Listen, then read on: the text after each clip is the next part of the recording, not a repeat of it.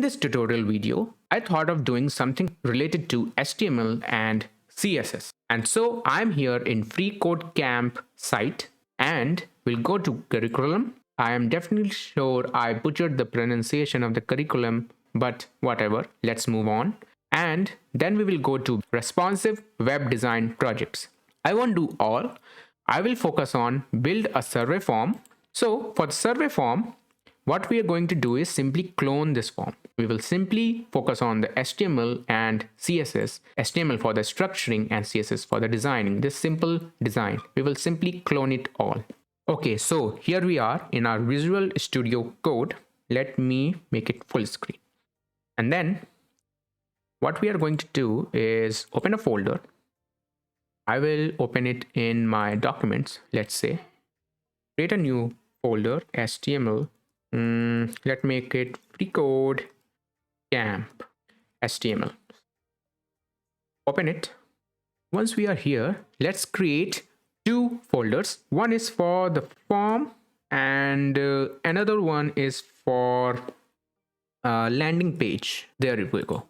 Then we'll create index.html in both of them. So put a semicolon, no wait, exclamation, and then press tab. This is our starter scenario. Copy it, create another file here of index.html, paste it. So our starter index.html file is created. Then simply say style CSS and do the thing here as well, style CSS, and link it here. Let me close it. We will be working on this particular one only. So style CSS. Let me see whether I can make it bigger. Yeah, but this one is best, I believe.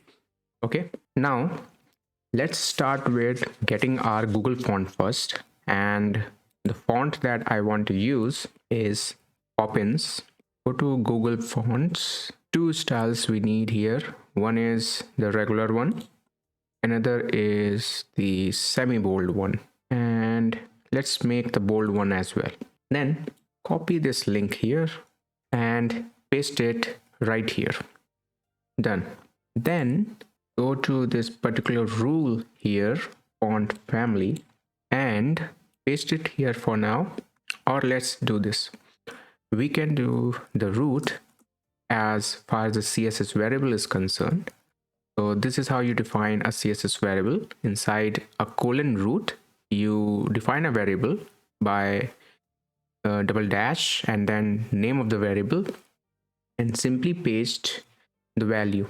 So I will remove this particular font family from here and this will be our font family. So let's start from this point here. So let's make it the heading as survey form and open it with our live server.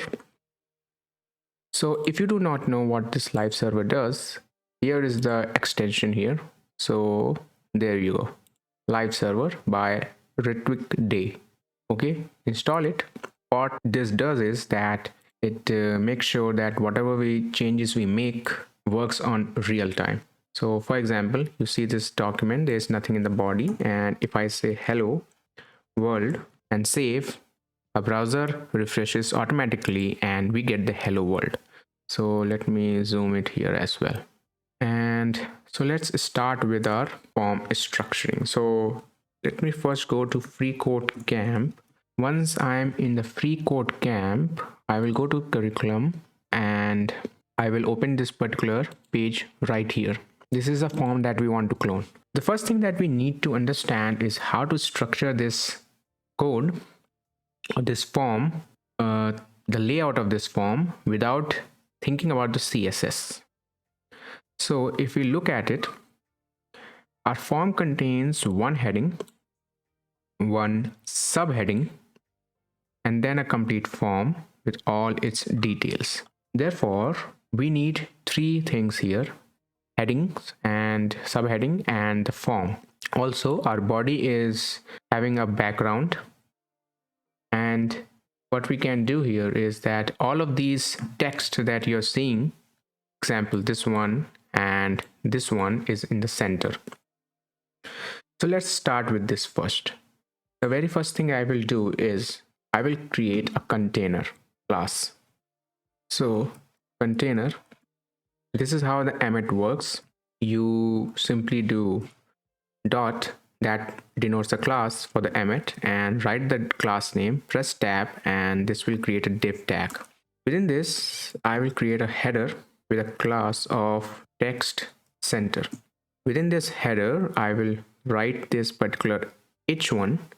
And if you go to the user stories of our survey form back, so we see the user stories. So we are going to be fulfilling all these user stories. In the h1 size text, we need an ID of title, and in the p size text, we need an ID of description. So that means this has to be having an ID of title, and this has to have an ID of description. So make sure that you read these user stories because I will be following the entire thing. For the ID of title, I will say h1 equals title, and here we will simply write that same heading that we have, that is freeCodeCamp survey form. Then the description will be having an ID of description, and here we will say em because we want to emphasize this description and make it italic basically. So thank you for taking the time to help us improve. Basically, I'm just simply copying and pasting that particular this particular text. Then we need a form. Form goes like this. In the action, I don't want to send it anywhere, and the ID will be survey form as per the user stories, and the class that I want to give it here is well, we'll see it later.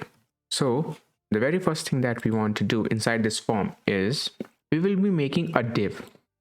Basically, these are all divs, kind of like a group.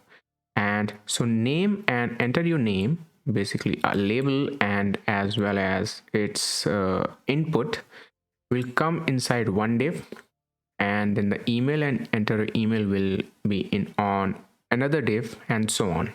So, and this will help us style the form later very quickly. So up until this point, if we go ahead and see, this is how our form looks like. And this is basically how it will look like if we are seeing it in 100%. Now I am in 150% zoom because so that you guys can see. Once we are here, let's start with the designing of our form. Kind of like a structuring of our form. The very first div I want to create is a form group. And within this form group, we want a label. And the label will be for the name ID. And the ID as per the user stories here is name label, and we will write the name right here. Then the input will be of text, and the name will be, well, we don't need a name because we are not submitting anywhere, and the ID will be the name. This ID name is equivalent to whatever we are saying for here. So if the ID here is of name, the for should be name. And I will tell you what it actually does in a little while. So the class will be form control, and in the placeholder, write your, enter your name. And then we want to make sure that this is required. Once this is done on the front end, this is how it will look. So the label for attribute does this. The moment I click on name, you see that the focus is shifted already inside this box automatically. This is only possible because we have this particular label that is pointing to the ID of input ID of name. So if I remove this from here and click here again, nothing happens. And this works, but this doesn't. And if you put it here once again, it starts working again. So that's the whole reason why label exists. it's kind of giving a name, and once we click on this name, the focus shift to the input that this name is pointing towards. We do the same for the email. So let's select this name, press Control D, Control D once again, Control D once again, Control D once again, and simply write email and make it bigger. So we have the email. Now we need the age, and so for the age, this is a number, as you can already guess. So we go ahead and do this, and for this we will be seeing the number. This will be age with the text of optional, and within this we have id equals number label. Once we have done that, we will go ahead and type number. Name can be age and id will be number. We don't need a name, but I have put it. The minimum value I will say is 10, and this is where the user stories come. So we have to make sure that we fulfill the user stories that is given to us by the freeCodeCamp. The placeholder will be age, and the class will be form control once again, and this will be required as well. Then comes the drop down, and so here's the drop down. This is what we want. So let me copy this here. So form group once again, and for the label I will say drop down, and here I will simply paste it like this. So let me make it sure that I have an other line. Then we will use the select to create the drop down. So the class will be form control, and it will be required once again. The option, number one option will be value won't be anything. I will make it disabled, and this will be something called current role. So this will be this particular thing, select current role. So this right here. So this particular option is done. Then we go ahead and do our other options. So number one was the student. So we do ahead and go student. Number two was full-time job. So full-time job. Number three was full-time learner. Full-time learner. Number four was prefer not to say. Prefer not to say. And number fifth, and the last one was other. So simply go ahead and do the other. Then here we see this particular thing, and this is actually a radio buttons. So there are 3 radio buttons. So we'll create that. We'll say form group once again, and this time it will be a paragraph of would you recommend freeCodeCamp to the friend.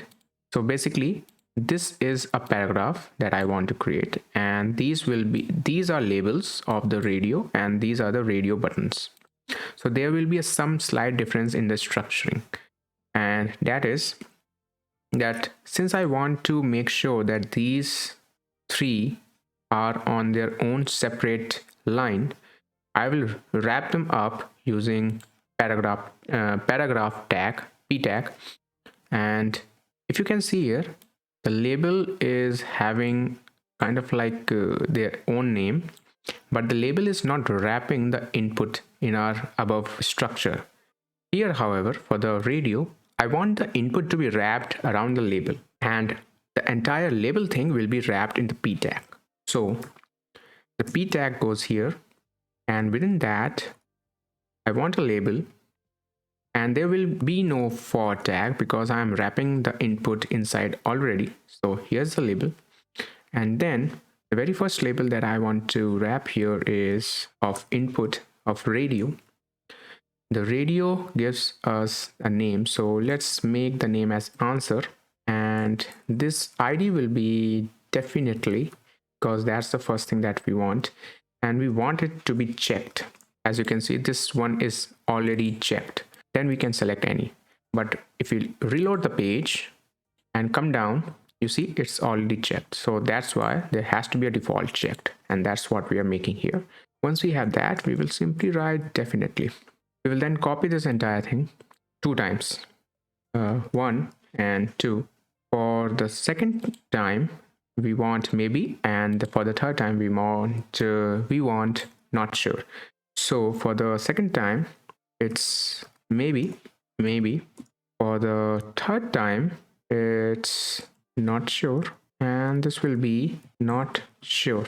So the way the radio button works is that the name of all these radio buttons that you want to have an option for to select only one of them has to be same. So the name here is same, and that's why name is important here. So answer. But to differentiate between the radios, we have to have an ID that differentiate between all these. So that's why I put the ID. You also have to have a value for these radios, and this is a value that gets submitted in case you're submitting a form, and this is a value that I want to submit.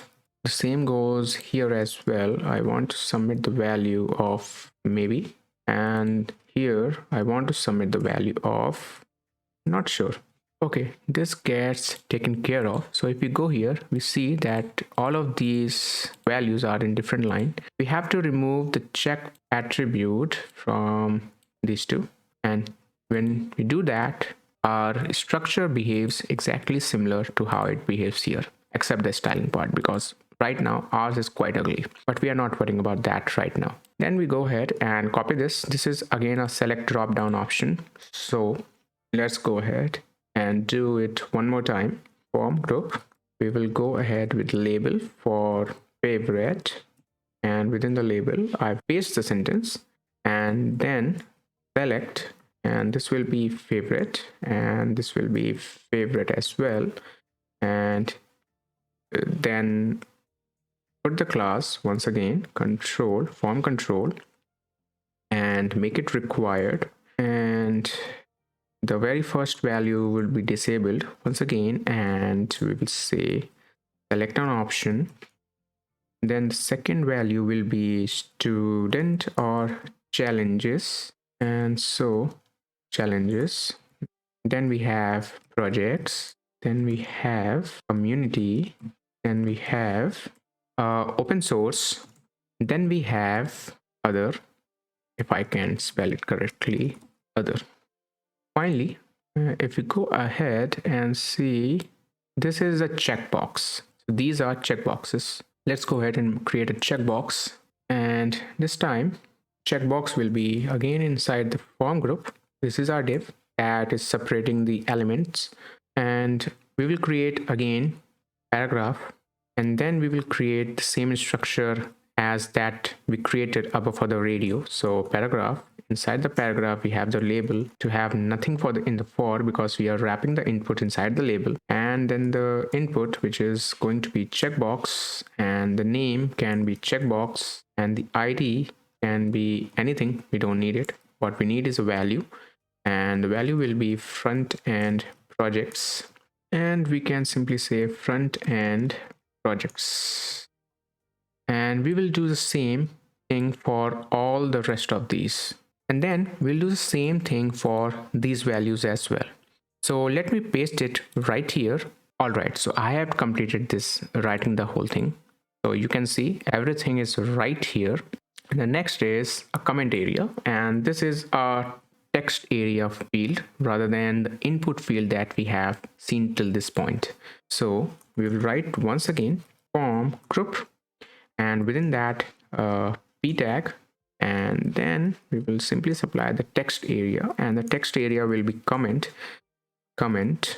and this will be 50 column, and this will be 6 column, and we will be styling it later down the line anyways, but for the sake of a little bit structure I put it here. And then we will simply say required and save it. one thing that you have to make sure is that there should be no space between the closing of this particular tag right here and the next enclosing tag, because if there is some space, this whole thing, this particular whole thing till this point is taken as part of the input for this particular text. So let me show you. I have created a space right here, and if you go back to our class, as you can see, it is already taking a kind of like a empty input. So if I remove this input, only then we can see our placeholder. But if I go ahead and do this and close the gap and save again, this time you can see the placeholder shows as there's no spaced input. So keep that in mind if the placeholder doesn't show up. And then we go ahead and write another form group, and this time it's simply a button of type submit and with the value of submit and the ID of submit. So this ID I'm giving because of the user story. So this takes care of our structuring. The structure is complete. Now comes the fun part, and that is the entire CSS styling. So let's go ahead and do the CSS styling. Okay, now that we are here in our style.css, the very first thing that I want to tell you is how to write a CSS code. Basically, how to think before you start writing a CSS code. So CSS is kind of like by its name suggests that it's a cascading style sheet. So the main feature here is that of the cascade. So whatever you define at the top trickles down to whatever is defined in the children of that top element, except the layout properties. So basically a CSS contains of two types of broad properties. Number one is a typography. So the typography will be the everything related to text, right? The line height, word spacing, font size, font family, all of that. And everything that is interrelated to, let's say, most of the things that is interrelated to the typography comes in the layout. So the layout will be the margin, padding, and all of that. Okay. And one thing that you have to understand is that, let's say in the body tag, if I define something, let's say margin equals 0. So let me show you something. Let's go ahead and do this. And I will select the body. I will give a body a background color of red. Here, as you can see, this is selected the entire body. One thing that I will do once again and very quickly, I will go ahead and select this header. So header, and we give this a background color of green. So you can see that this header has its own kind of like margin, default margin. So if I select this header, you see that this header, you can see that we are having a space above. But once we select this header, sorry for the speaking problem. Once we select the header, there's no margin here, there's no margin here, there's no margin here, and definitely no margin of padding here. But for some reason, it is showing the space. It shouldn't, but it is. And that's something that has to do with a concept called collapsing, so margin collapse. And what happened here is this particular H1 margin, default margin of 0.67 em is the reason why you have a margin at top. If you can see, there's a margin of top and there's a margin of bottom. So this margin of top of the H1 is collapsing in the header, and that's why the header is being shifted a little bit down the line from the top position. So these are the inconsistencies that comes in the CSS. And the same is true for this particular P tag. If you look at it, the P tag has a margin top as well, the yellow part that has been selected. But that P tag of margin, that margin top of the P tag is being collapsed with the H1 P margin bottom. See? They are collapsing each other. They are not, they are kind of like overlapping each other. This is what I meant by the collapse. So these are the inconsistencies that come around. But let's say what I meant by, so this was a kind of digression, but an important one. So what I meant by the layout and typography was, let's say in the body tag, I define a typography property and I say the font size is 10 pixels. The moment I save it, see this particular thing makes it show that the entire thing becomes small.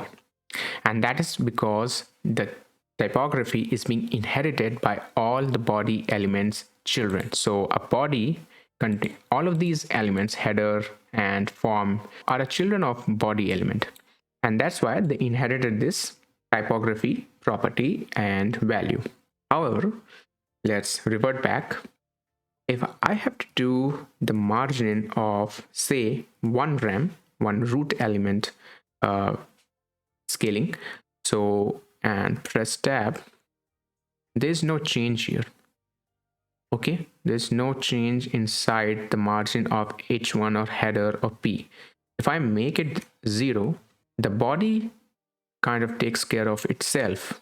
See, the right and the left takes care of itself, but there's no change. If we go ahead and do again, see, H1 still has this margin. And that is because the margin and padding and all of these layout properties do not get inherited by the children element. One more thing that you have to understand is that certain typography properties, and most of the time, don't get inherited inside the buttons. So for example, the button, and let me show you what I meant. We have to make the body font family as var font family. Let's save it. You can see that the entire font changed right here. Okay, so let me close it. The entire font changed right here. However, there's no change in the placeholder fonts. There's no change in these fonts, right? There's no change in these fonts, and neither there's change in the button fonts. And that's because even though this is a typography property and the value, it doesn't change certain elements in CSS, like the button, the placeholder of the input, and even it won't change this particular value that I am typing. So input value doesn't change either. And one way to do that is if I go ahead and type button and simply say the font family is inherit. So this will inherit the property of its parent. So for the button, the parent is div tag. And if we go ahead and write something in this div tag, DPS, you can see this div tag has inherited the body font family already. So the button is simply inheriting this time particular font family. The same is the case with, say, input, and the same is the case with text area.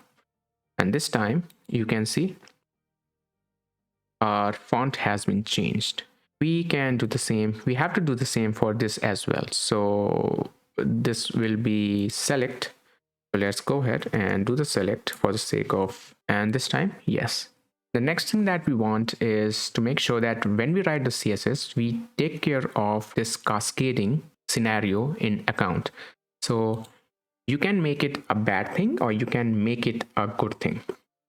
What I meant by that was that we can utilize this cascading property or nature of CSS for our advantage.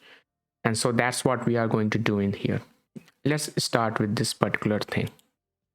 The very first thing that I want to do is declare certain variables. Whenever you write CSS, understand that it works on a design principles. And one of the fundamental design principles is that you have to choose a primary color.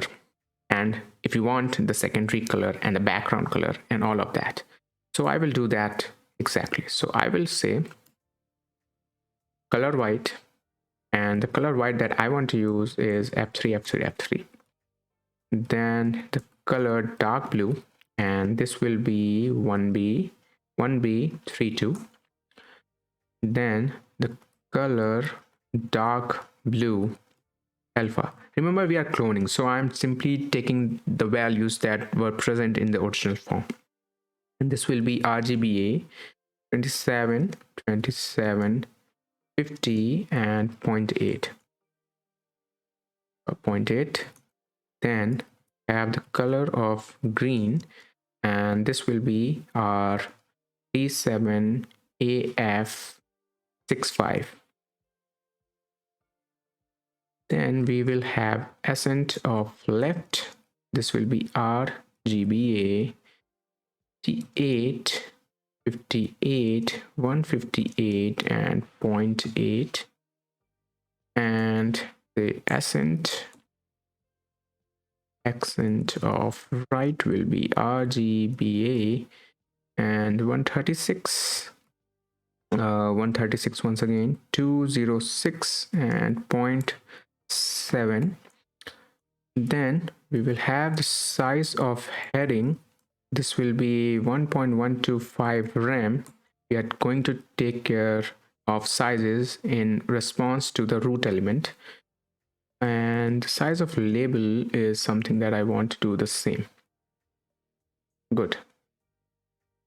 The very first thing that I will do is the grand reset.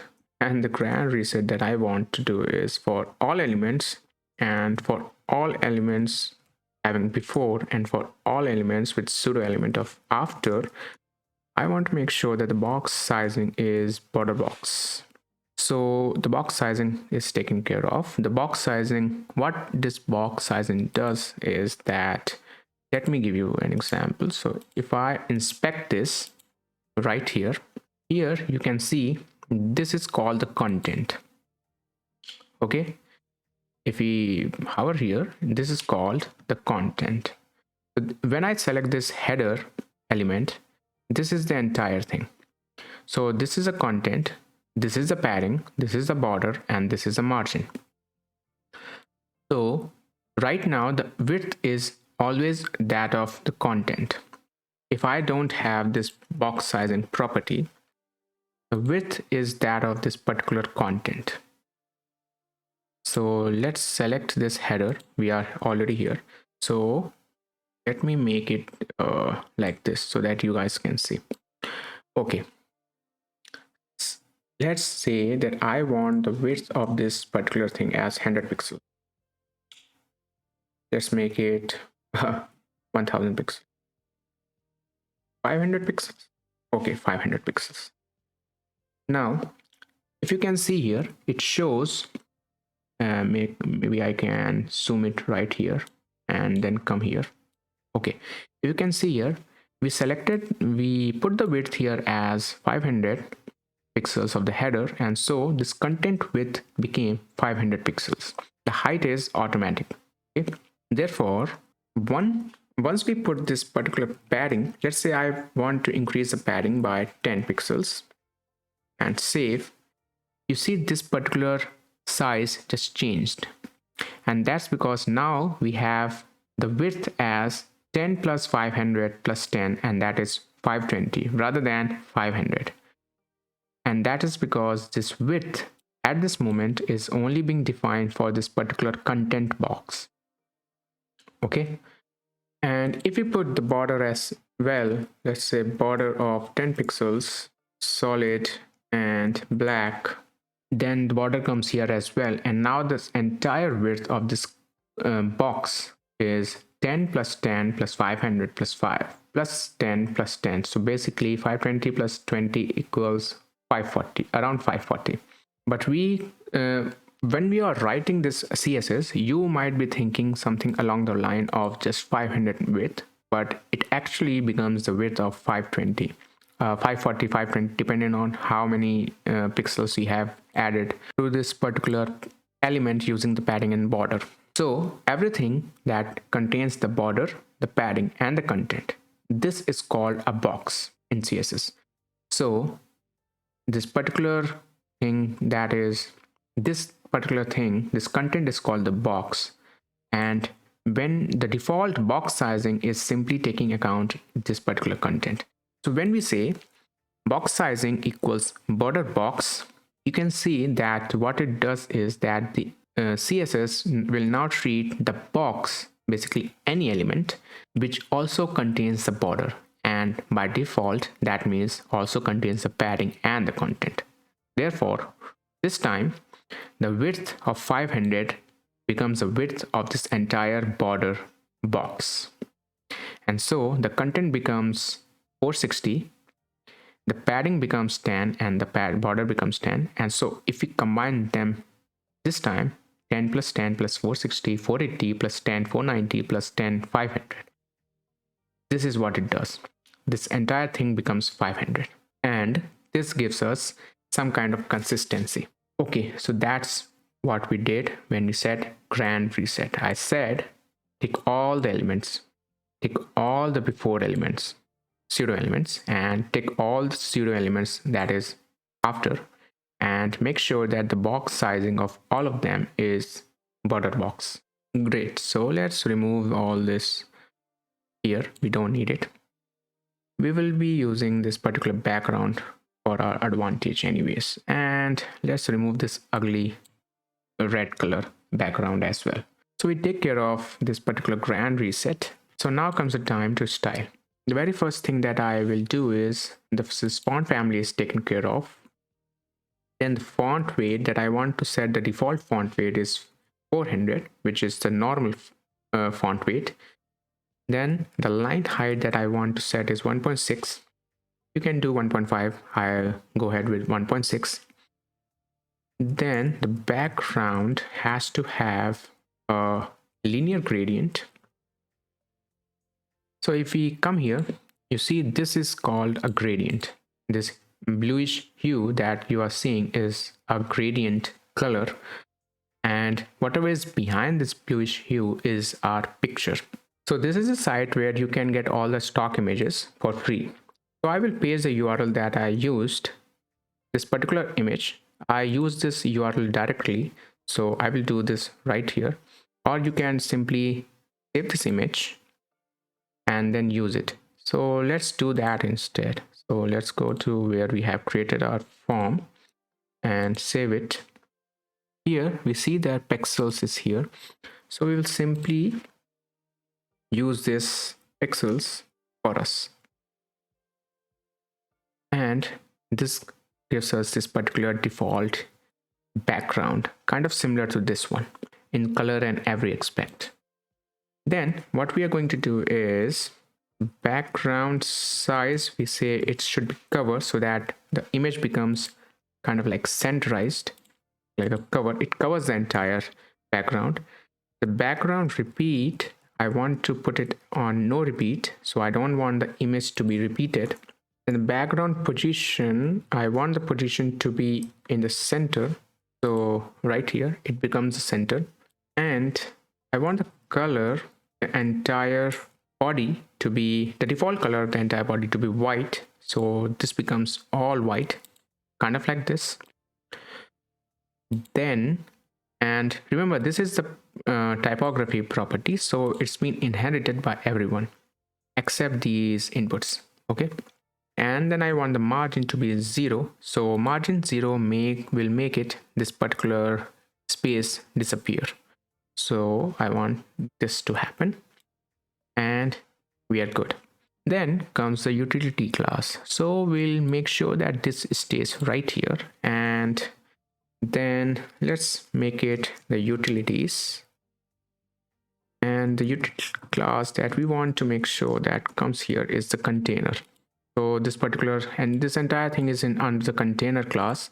And the reason why I want to use the container is to give some margin. So the margin I will give is 3.125 rem and auto. So from top and bottom 3.25 rem and then auto. So this is space and this is space. So basically this is space and somewhere along the bottom as well. This page doesn't have that, I want it. Then this takes care of that. Then remember that we added a text center utility class here, and so what we want to do is say text center and text align as and make it important. So this puts this entire text at the center. Then we go ahead and do the same for, if you see here, I have this description tag right here, and let's make sure that we get this particular description class as well. Once we have that, we can simply create another utility class of description, and within that we can say font size of size subheading. So there has to be a subheading class right here. Let's go ahead, and I think I misspelled it. Yeah, this has to be subheading. So subheading goes right here. Then once the subheading is done, we'll say the margin is 1 rem and auto, and the text shadow is 1 pixel, 1 pixel, so 1 pixel, 1 pixel, particular goes right here. So this makes it like this. So I don't want any background, I will remove it. I do want a padding of 2 rem. Let's put the background for a moment. I do want the padding of 2 rem, then 1 rem, then 1 rem, and 1 rem. So basically I want the 2 rem padding on the top, and 1 rem from here, 1 rem from here, and 1 rem from here. So basically a space here. See the space here. By the way, if rem is not something that you're understanding, it's simply that each HTML element for the page contains a font size, and this font size defaults to 15 pixels. So the rem is simply a unit which which does the calculation in terms of the root element, and HTML is what is defined as the root element. So if this one has font size of 16 pixels, 1 rem means 16 pixels. 2 rem means 16 times 2 pixels. That is 32 32 pixels, and so on. And the way you can actually come to the calculation or get to the rem part is you can simply imagine the font size. Let's say you want 24 pixel font size. So what you can do is 24 divided by 16 will give you the rem that you should use, the rem unit that you should use. So that was the rem unit. It's better for the accessibility. So once you have that, we can simply remove this particular nonsense, and let's style the H1. The H1 will have the font weight of 400. So our heading is kind of like on not a bold front. Then the line height, I want it to be just 1.2, because remember the line height is a typography property, so we have set it to 1.6, and now I want the space to become a little less, and that's why the line height becomes 1.2 for me. I want to remove the margins. You remember the margins at the top and the bottom that is collapsing. I want to simply remove it, so the space becomes a little less as well once more, and more aligned. And I want the text shadow to be 1 pixel, and the default that we have used right here in the description. So this becomes text shadow as well. What we can do is use a cascading effect, put this text shadow in this particular header, and remove this text shadow from description as well. And this will make sure that both of them have the text shadow property. So this takes care of our header element.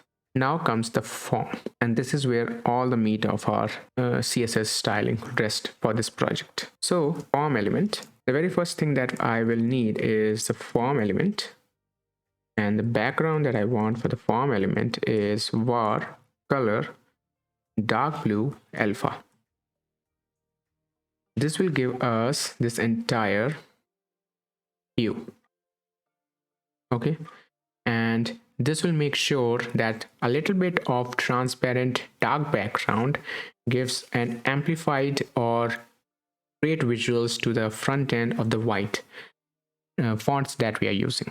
Then what we are going to do is padding of 2.5 rem from top and bottom, and 0.625 rem from sideways, then the border radius of 0.3 rem, and This is kind of like show so that we do not have this cutting edge borders. I want a little bit of roundness around the corners, and I want the width to be 60%. I don't want this entire area to be kind of like background. I want it on the 60%, only 60% area. So if I save it, you see I only want the 60%. This is the border radius, a little bit of roundness, and the padding is, this is a padding. As you can see, the top and the bottom padding becomes 2.5 rem, and the side padding becomes 0.625 rem, and the background is this. Now we have to center it. The way we do that is we will simply say margin, make it auto. Once we do that, this makes the entire element center from left and right. Then we will take care of our form group. So since it's a class, we'll simply use the form group class, and this will make it easier to style everything that is within the form group. The very first thing that I will do is I will use the display property of flex. The moment I do that, you can see the flex property comes into play. And the flex property makes sure that the elements within the immediate children elements within a particular element on which the flex property is applied becomes the flex items, and they becomes sideways. So all these elements now come under the flex context, and that's why they are behaving as a flex item. So the next thing we want to do is flex direction. And if you don't know what Flexbox is or flex CSS is, you can search on the net for the time being. I will make a tutorial later down the line, but there are many people in the internet, especially on the YouTube, that can help you with it. So when we say flex direction as column, we now make sure that the elements are now stacked on top of each other. So this particular property has a flex display. This will make this label as well as this input two flex items. When I say flex items or flex direction equals column, what I meant was stack these column wise. If I don't do the flex direction, the default is flex direction as of row, and therefore they're stacked row wise, basically sidewise. So this takes care of this, and then I want the margin of 2 rem from all sides. So this will create kind of like a spacing between these. So the best way to analyze or visualize this particular whenever you are styling something in the CSS is simply put a very ugly background. Once you do that, what you have is a ugly visualization, but this is better than having no visual representation. So the next thing that we want to do is we want to make sure that the p tag inside this particular form group has the line height a little less. Remember that we made the line height 1.6, but if you see this label, there's no spacing, right? And if you look around here, this is what we used for our let me put it down here. This is the paragraph that we used, and there's definitely a margin top and bottom. So the very first thing that we want to do is decrease this margin, as well as you can see that there's also a line height issue, which is now 1.6. So since I have selected it, if we go ahead and see, first there are the default margins, and then you have this line height property that is being inherited by it. And if I make sure that this becomes 1, this looks a lot better, right? That's what I want, but only for the p tag. So let's refresh it, and we will do the form group followed by p, and the line height will be 1 rem, basically 1, and the margin will be 0.5 rem top and bottom, and 0.1 rem left and right. Now this looks a lot better. Second thing that I want to do is that form group. Let me do it and then I'll explain. This is a kind of selecting a pseudo property or pseudo element, and I want the nth child of 1, and the margin I want to do is 5 rem and 0. What I'm saying is select the nth child of the p tag, that is 1. Okay, then make sure that that's not the case. Basically select it, but then the not property will negate it. So anything that isn't this of a p tag, make sure that the margin becomes this. So that's what I meant.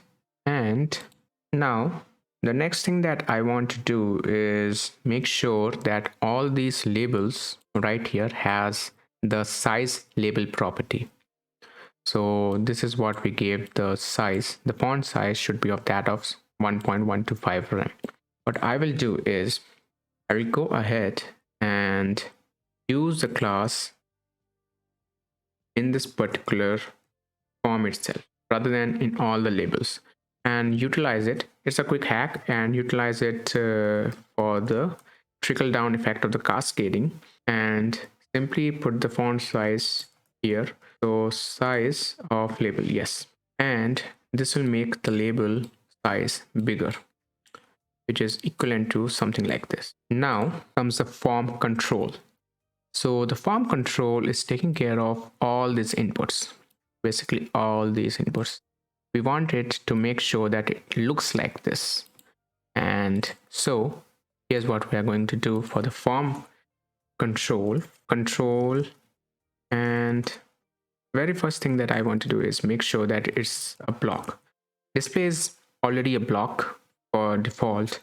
Then I will make sure that the width is 100%. I want the complete width rather than this entire width.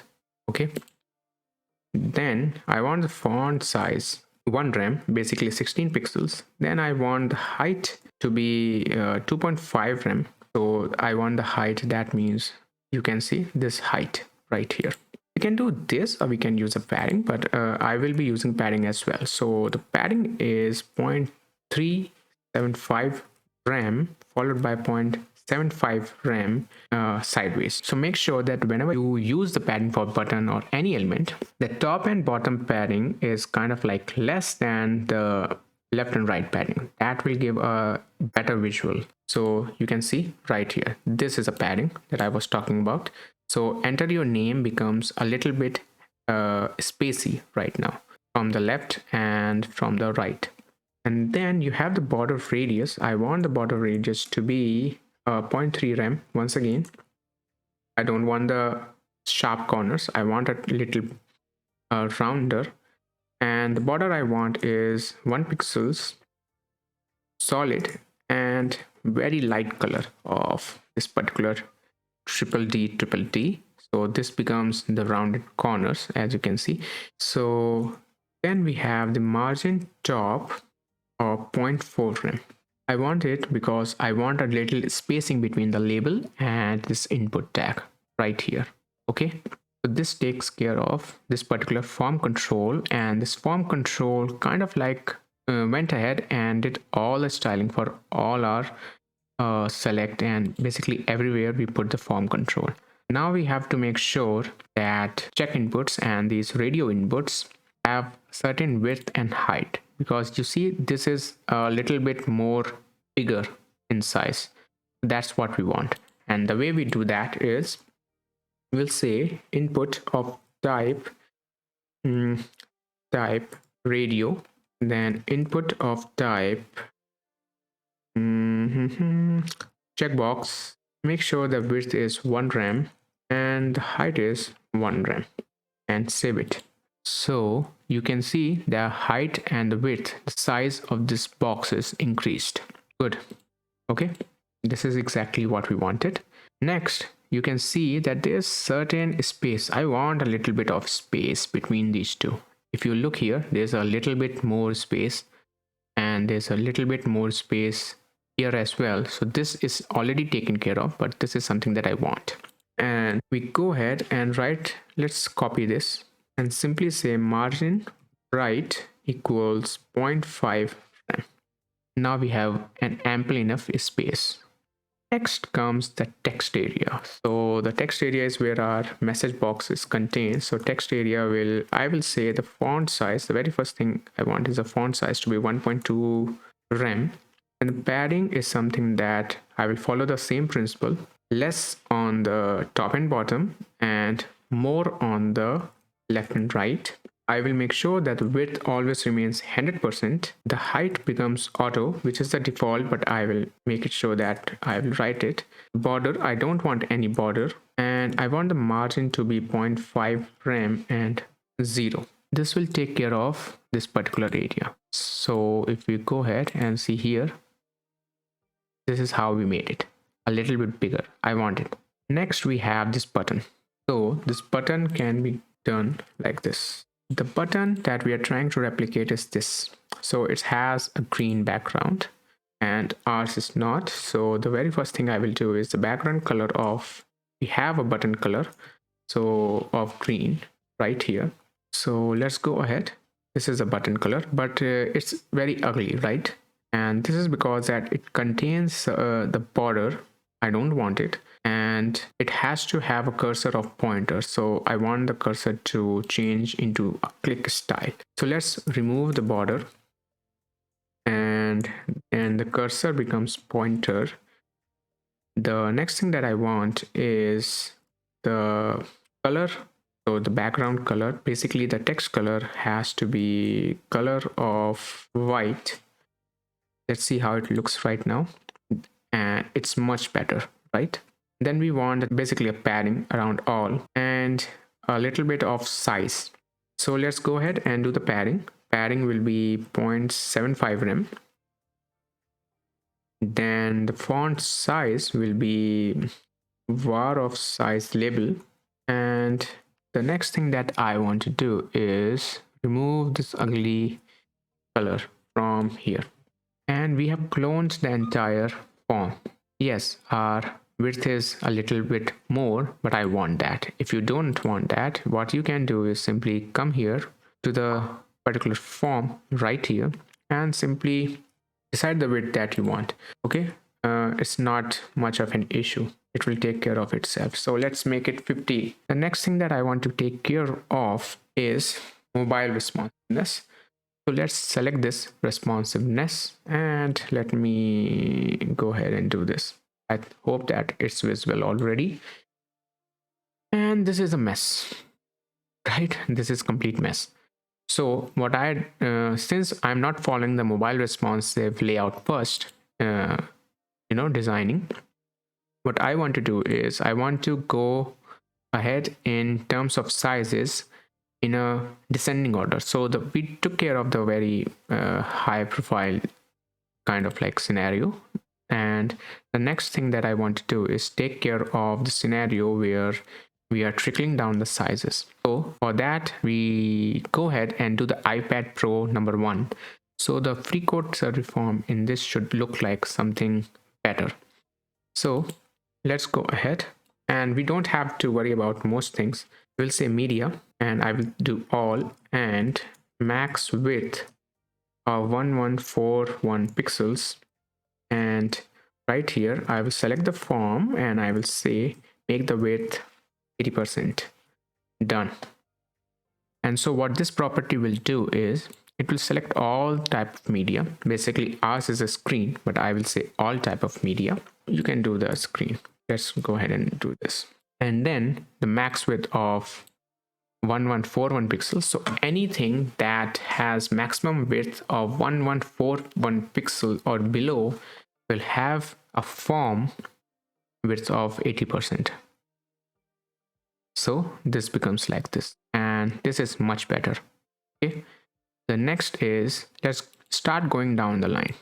iPad, this looks better as well, no issue. Then Surface Duo, I have a little bit issue here, and for that what I'm going to do is I will simply go ahead and this time look at the size. It's 540 something, so 540. So I will say the same, and the max width of 540 pixels, and the form will have of width 95%. So this takes care of the width, and yeah, let's leave the padding. I think this is much better. Okay, Then comes iPhone X.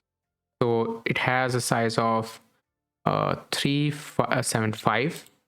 This is 414. This is 375. This is 320.